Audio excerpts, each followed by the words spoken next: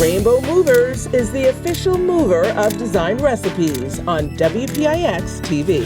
Welcome to Design Recipes, everyone, from the beautiful, gorgeous Hudson Valley. I'm interior designer Cathy Hobbs. If real estate, interior design, and exotic travel is what you're looking for, you have come to the right place. Here's what we have on today's show. We are enjoying fall foliage in upstate New York and taking on a quick, easy, and affordable renovation project. We partner with leading hardware company Schlage, making a tiny country cottage into one that is smart as well.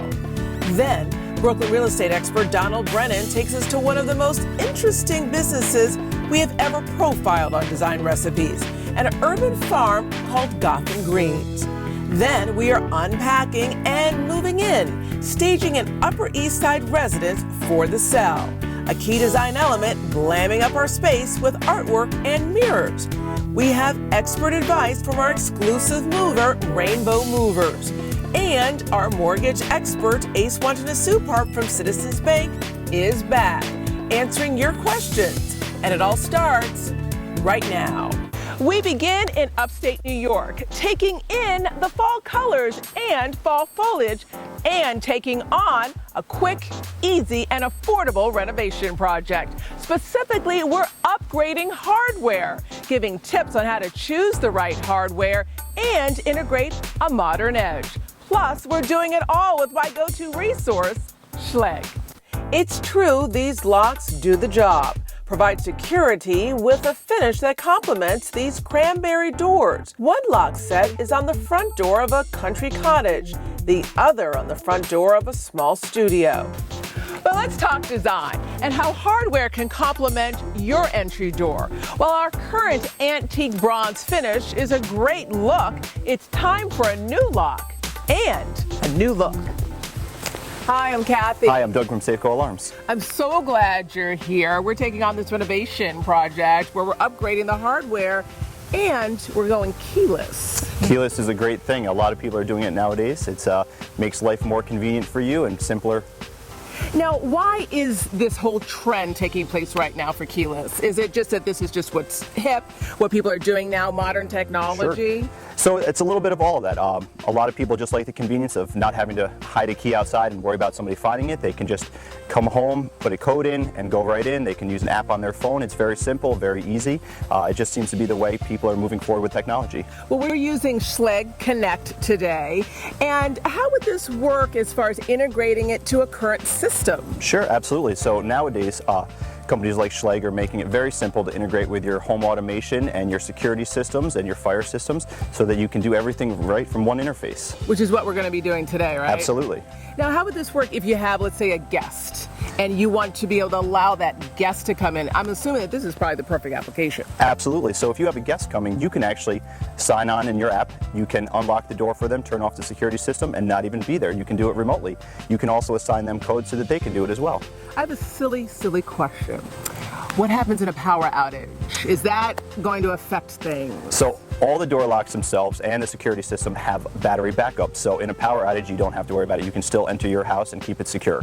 In selecting Schlage, I was attracted to what they call open possibility, showcasing how door hardware should be considered an accessory that can complement or enhance the look of any home. I really like the feel of our antique bronze finish. I think it's really appropriate for our country setting, but I want to give it a little bit of a modern edge. So I'm going to choose a style from Schlage called Camelot. Again, we're going keyless. I select Schlage lock sets from Schlage Connect, a modern, sleek touchscreen system that will allow me to control and arm the locks remotely using my smartphone or tablet. So Doug, this is the alarm panel that I spoke about. Is this going to put a wrinkle in our plans to have an alarm? Absolutely not. So with these systems, they're fully integrated so they can work together. So the security system can be controlled by the lock and the lock can control the security system. So together, you have a fully connected home. So you don't have to be afraid that now that I have this new keyless lock, I can't engage my alarm, or because I have an alarm, it's going to prevent me from going keyless. Absolutely not. They work great together and I highly recommend it. Now, the big thing is time. Are you going to be able to do all this right now? Sure, absolutely. The setup is very quick, it's easy, it's no problem at all. All right, I'll let you guys get to it then. Great, thank you.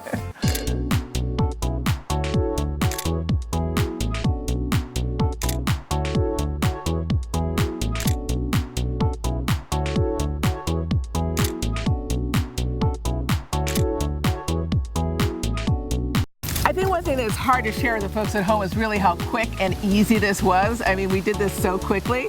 Now I have a smartphone, I have a tablet. What now? Well, now you just have to open up your app. Okay, got it. You log into it, All right. and now you can see the status of your alarm system. Got it, You can all see that your front door is locked. Yeah. You can control your system. You can arm it, disarm it. You can also lock and unlock the door right from the tablet. I love it. I love it. Thank you so much, guys. Welcome. This was such a fun, easy It's our pleasure. renovation. Okay. Absolutely. I really appreciate it. Before, our lock was traditional and basic. Now it makes a modern impact, integrating the Schlage Connect touchscreen deadbolt system that's convenient, secure, and technologically advanced.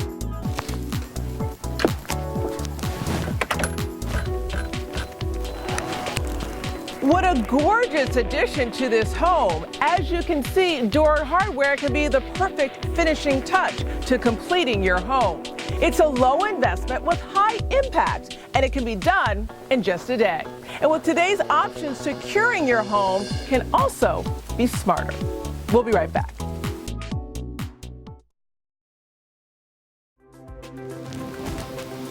Welcome back to Design Recipes, everyone. I'm Cathy Hobbs. Farming is no longer just for big businesses. At a time when many people are looking for fresh, local produce, a number of urban farmers have planted a seed and watched it grow. Our Brooklyn real estate expert, Donald Brennan of Brennan Real Estate, introduces us to Gotham Greens. Hi, Donald. Thanks, Kathy.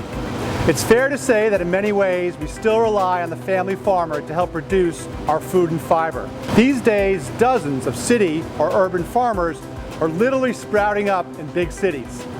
Don't believe me? Right now I'm standing among thousands of heads of lettuce, and I'm on a roof in the middle of a farm of Gotham Greens. From the outside, this building in Gowanus, Brooklyn may look like any other supermarket. But take a look above. It is actually home to a 20,000 square foot greenhouse for an innovative company called Gotham Greens. Can you tell us about the concept behind Gotham Greens? Yeah, so the concept was to create a year-round farming operation that could provide New Yorkers with a year-round supply of premium quality, locally grown produce. Great. Makes a lot of sense. And what do we have growing here right now in the greenhouse? So this greenhouse, which is in Gowanus, is one of our 3 New York City greenhouses, and it specializes on a few different types of leafy greens and herbs. So at this time of year, we're growing a lot of basil. So what do we have here? So we've got a few different basil varieties here. This is our Genovese basil. It's the classic Italian that you'd find in Italian cooking. Have a whiff of that there, right? And this is sort of a couple-week-old seedling here. And then we've got a few different varieties. This is a purple, also known as an opal basil. Just a very deep red purplish color. It's very popular as a garnish. Has a nice flavor. And then I really want you to have a taste of this. This is our Thai basil. This is extremely fragrant, and it's popular in Thai cooking, of course, and East Asian cooking. So have a little rub of that and maybe a taste, and you can just see the smell and feel that aroma pop. Incredible. It's pretty good, right? Yeah. And so at Gotham Greens, we focus on leafy greens and herbs. So this is part of our herb offering, but we also do about a dozen different types of lettuces, leafy greens, things like arugula, bok choy, kale, among others. Great. Viraj Puri is more than just a Brooklyn pioneer, but an entrepreneur who has attracted national attention for his urban farming concept. Can you talk to us about the process? Sure. Well, this form of agriculture is known as controlled environment agriculture. So as the name implies, we try to control the environment in the greenhouses to create the absolute optimal growing conditions for the crop. So we monitor temperature, humidity, light levels, CO2, oxygen, and then we have a lot of equipment at our disposal to turn to create those optimal conditions for the crops. And then we also tightly monitor the nutrition, the pest management, and the goal is to just provide our customers with premium quality, locally grown produce produce year-round. So it's pretty high-tech. It's really a combination of science, technology, biology, chemistry, as well as running an operating food manufacturing business. Yeah, all very impressive.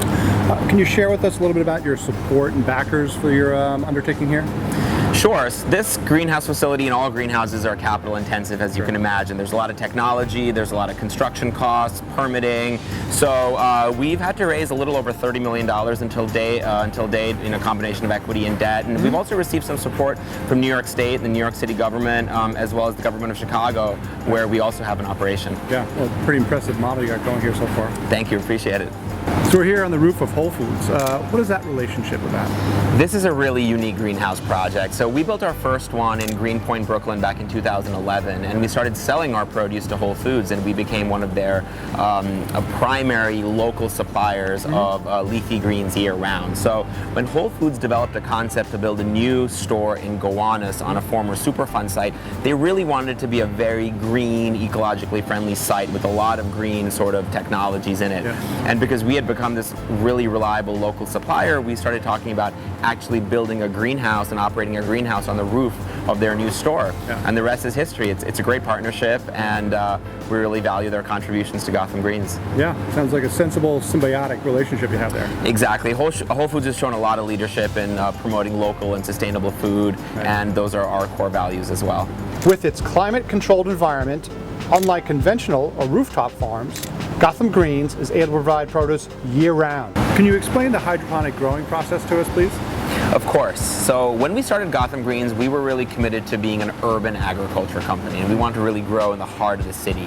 But then when we started looking at arable land in the city, unfortunately a lot of the soil is contaminated. On top of that, we don't have a lot of open lots, and from a real estate perspective, there's a lot of competing interests compared to farming. So we started looking at technologies that would allow us to use very little space, but be able to use generate a lot of product from that small footprint. So we started looking at hydroponics as a really viable alternative. So the technology does not require soil.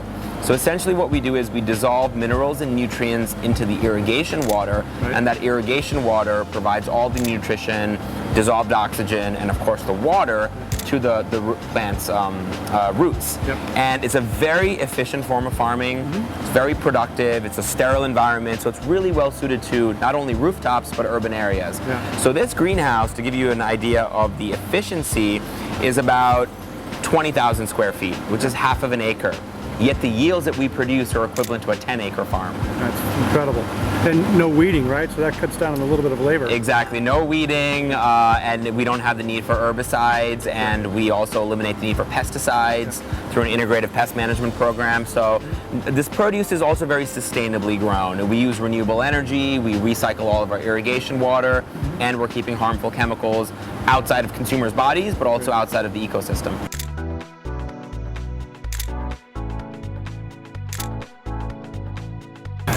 So, thriving business operation here. I understand you're growing and opening up other locations. Can you share some insight on that with us, please? That's correct. We've subsequently grown and added 3 additional greenhouse facilities, so now we have 4. 3 of which are in New York City and 1 is in Chicago. So for the near future, we're looking to build more in both New York and Chicago, as well as expand to some other cities across the country. Wow. So demand obviously very strong. Who's a typical buyer of your produce? Typically it's supermarkets. We also sell to a few dozen restaurants in both the New York area as well as the Chicago area. So we sell to supermarkets like Whole Foods, D'Agostino, Key Food, ShopRite, some of the online retailers like Fresh Direct and Peapod, and all kinds of restaurants, food co-ops, and a portion of the produce that we grow also goes to those in need. We contribute to City Harvest and other nonprofit organizations that work in the areas of hunger relief and food rescue. Gotham Greens is an example of a growing urban farm movement booming across the country. A thriving local business that is literally giving new meaning to the term buying local. Back to you, Kathy. Thanks, Donald. What an interesting and fascinating look at a Brooklyn business. When we come back, we are on the move, giving tips on how to pack mirrors and artwork. Up next. Welcome to Design Recipes, everyone. I'm Cathy Hobbs. Today we are all dressed up and ready to stage in one of Manhattan's most fashionable neighborhoods. Our apartment is spacious and gorgeous, but it's empty. So let's head inside and glam it up. In order to make this space shine, mirrors and art will be an essential part of the design recipe, which means we'll have to enlist our exclusive movers to help. Larry, as usual, everything's going so well. This apartment is all about the glam. We're using lots of mirrors, lots of artwork. And when it comes to mirrors and artwork, you're an expert. What are some of your top tips? First thing, assessment. Not all mirrors and artwork need to be treated the same. Once you do the assessment, you figure out now how it's going to be packed. You could regularly pack it with bubble, or you may need a wood crate. It all depends if it's an antique piece, a large mirror with protruding pieces, or anything like that. Exactly. Last but most important is handling, and this is where experience comes in. The experienced mover, art mover who knows how to handle this stuff, no problem. When it comes to some of those larger pieces or pieces that you may need to create, that's when we get into some of the pieces that are really expensive. Talk a little bit about what that involves. Well, usually it entails a wood crate. Getting a specially designed crate to move that piece. Sometimes hanging that piece within the wood crate to prevent it from shock while it's being moved in the truck. You don't want it to move at all. No movement, Okay. Exactly. Well, Larry Patterson, Rainbow Movers, thank you as always. Thank you.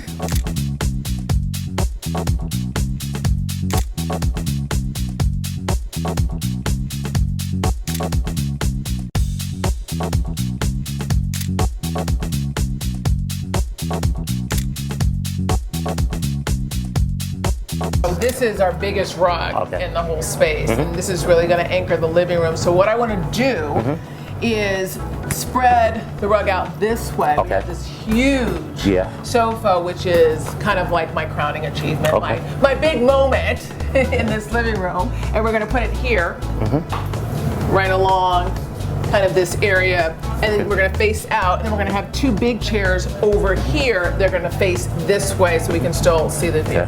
Sounds good? Yes, sounds good. All right, so let's do it.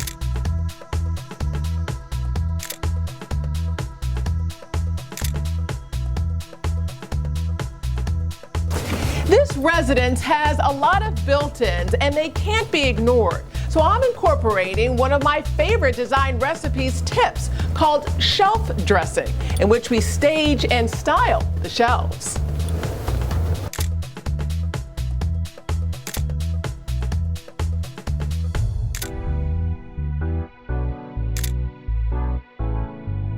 I'm super excited about this master bedroom. It's really spacious and has lots of light. So my design plan is to use a glamorous design palette of black and white. When in doubt, this color combination is always timeless.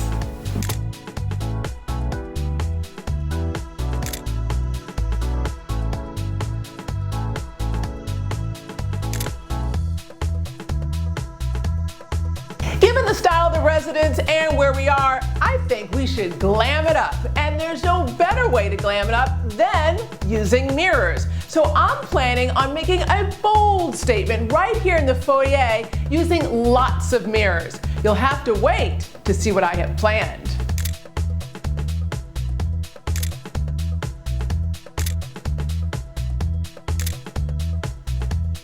Now that our staging is complete, let's take a look at the before and after.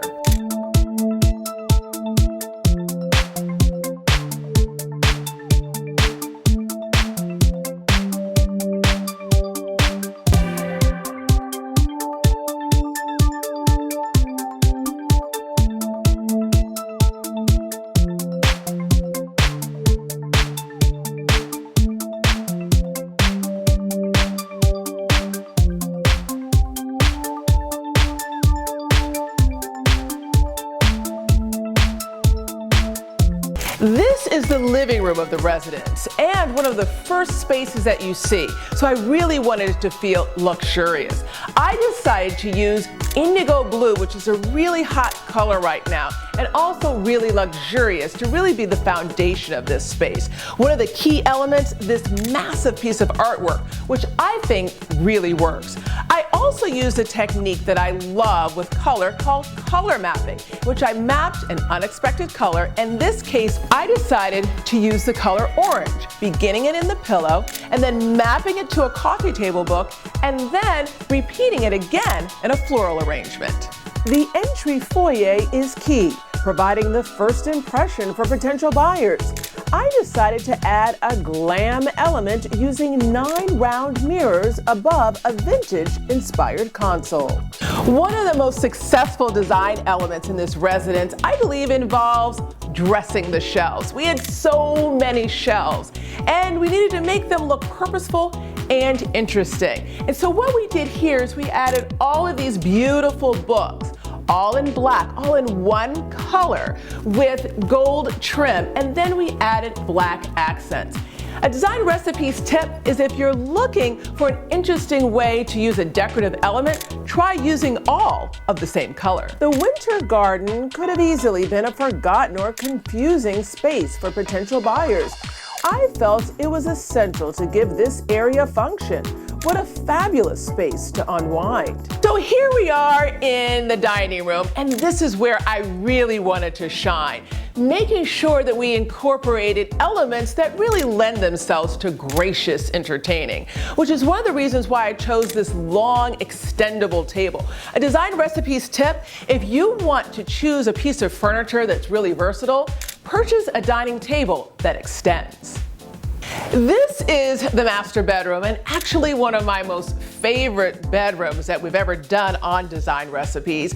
I decided to use a classic color palette of black and white and then really glam it up using some faux fur as well as velvet. This is a velvet headboard with nail heads, which is really a classic element.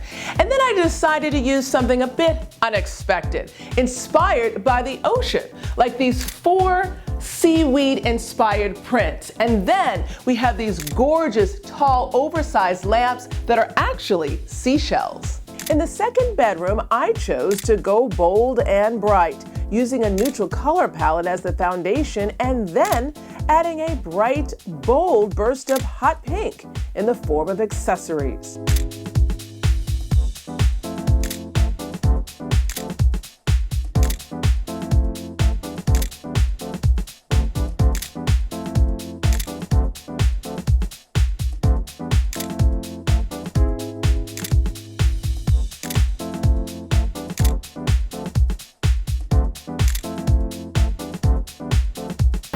Our property is finished and all glammed up, as well as successfully staged for the sale. My job is done, so given that we're just a few blocks from 5th Avenue, maybe I'll take in some shopping.